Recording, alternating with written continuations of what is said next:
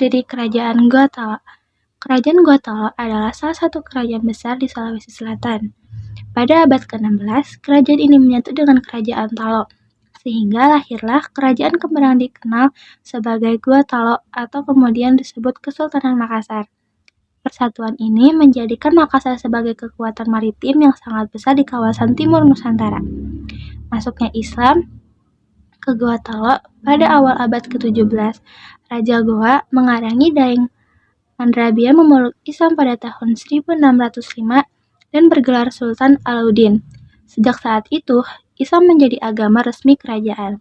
Gua Talo pun berkembang menjadi pusat dakwah Islam di kawasan timur Indonesia, menyebarkan ke Buton, Maluku, hingga Nusantara. Masa kejayaan Gua Talo terjadi pada abad ke-17. Terdiri dari pusat perdagangan, Makassar menjadi pelabuhan internasional, tempat bertemunya pedagang dari Arab, Gujarat, India, Tiongkok, hingga Eropa.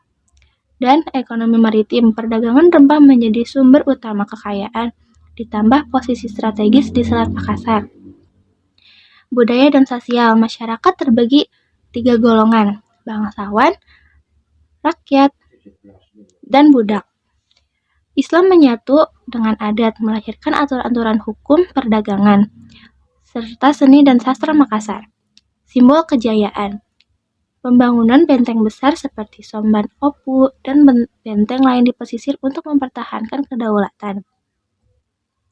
Puncak kejayaan tercapai di masa Sultan Hasanuddin 1653 sampai 1669 yang terkenal berani melawan Belanda dan dijuluki ayam jantan dari timur. Simbol kejayaan, pembangunan benteng besar seperti Sombo Opu dan benteng lain di pesisir untuk mempertahankan kedaulatan. Puncak kejayaan Kerajaan Gua Talo ini tercapai di masa Sultan Hasanuddin sekitar tahun 1653 sampai 1669 yang terkenal berani melawan Belanda dan dijuluki ayam jantan dari timur.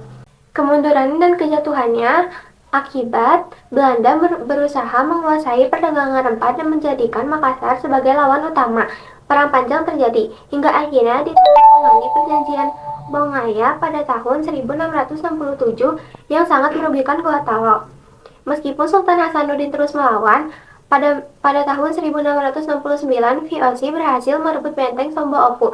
Sejak saat itu kekuasaan Gua Talo semakin melemah, namun secara resmi kerajaan ini baru dihapus Belanda pada tahun 1905. Berikut ada beberapa peninggalan penting yang ditinggalkan oleh Kerajaan Gua Talo. Yang pertama ada benteng Fort Rotterdam.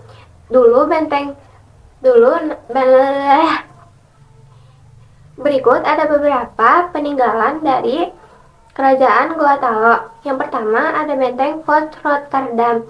Dulu nama benteng ini adalah Panyua, salah satu benteng terbesar peninggalan Gua Talo. Yang kedua ada benteng Sombo Opu, pusat pertahanan sekaligus pelabuhan utama.